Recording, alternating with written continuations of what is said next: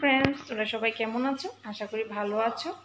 আমিও মোটামুটি আছি, কারণ অ্যাডভান্স স্টেজে কিন্তু ততটা শরীর ভালো থাকে না, কখনো ভালো কখনো খারাপ। তো এই নিয়েই চলতেছে।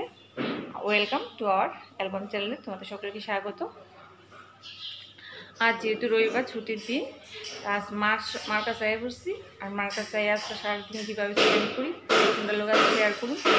আর মার কাছে এই সময় থাকাটা খুব ভাগ্যের ব্যাপার। মা থাকলে মনে হয় স্বর্গে ঘুরেছি। দেখতে থাকো। আর এদিকে সকাল সকাল আমার বড় বাজার করে লয়ে ফুসছে। তো বিভিন্ন সবজি, চাল কুমড়া, শসা, লেবু, কারকল, আর নিয়েছে মাছ।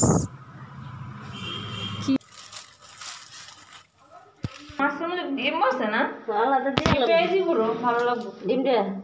না না, পুরো মাছ সাইডে ডিম ডিম। ট্যাংরা মাছটি রান্নার আগে একটু ভালো হালকা ভাজা নিলে কাঁচা ফ্লেভারটা থাকে না, নাহলে একটু কাঁচা কাঁচা লাগে। যেহেতু পেঁয়াজ গরম হালকা একটু ভাজা নিলে ভালো লাগে। ওদিকে মা ট্যাংরা মাছটি ভাজা লেগেছে। মাছটি হালকা ভাজা হয়েছে, ওটাই নিব।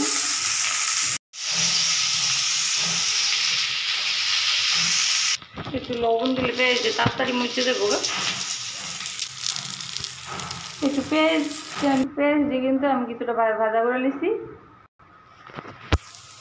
ট্যাংরা মাছের কিন্তু কিছুটা ডিম হয়েছে, ডিম দিয়ে দিতেছি।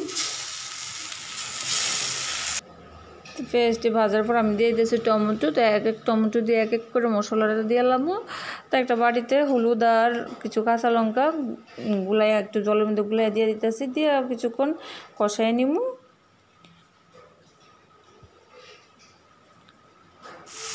সামান্য পরিমাণ জিরা দিয়ে দিতেছি।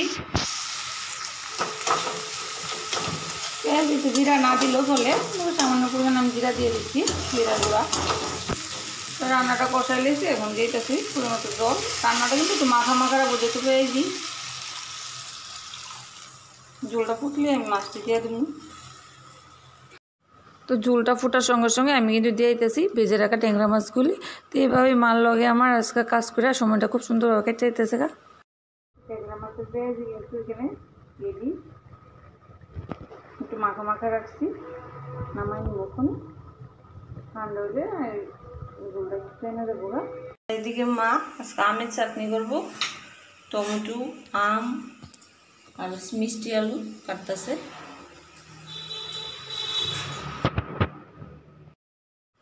এই টকটা মা রান্না করব। তো এই টকটা লেগে সামান্য সরিষার তেল দিয়ে একটা শুকনো লঙ্কা, তেজপাতা আর কিছু সাদা সরিষা দিয়ে সঙ্গে সঙ্গে কেটে রাখা আম, টমেটো আর মিষ্টি আলুগুলি দিয়ে হলুদ লবণ পরিমাণ মতো দিয়ে আর গুড় দিয়ে ভালো করে একে কন্টিনিউ নাড়াচাড়া করতে হবে যতক্ষণ না গুড়টা খুব সুন্দরভাবে গলে দিতেছে। তো এই গলার সঙ্গে সঙ্গে কিন্তু মা জলও দিয়ে দিতেছে। এদিকে আমরা টক রেডি। টকটা একটু পাতলা পাতলা এরকম আগে বেশি, যে গরম পাতলা পাতলা টকটা ভালো লাগে। আর টকে কিন্তু এই মিষ্টি আলুর ফ্লেভারটা আমার ভালো লাগে। তারা বাড়িতে দিয়ে এটা করতে পারেন এইভাবে টকটা। এই যে মিষ্টি আলুর ফ্লেভারটা টমেটোর অসাধারণ লাগে এই আমের লগে। এখানে আমি সানফ্লাওয়ার বুঝছি আর মা কাটতেছে তরমুজ।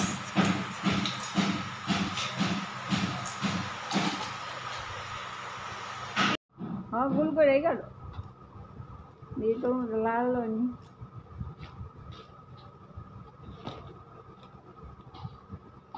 লাল মোটামুটি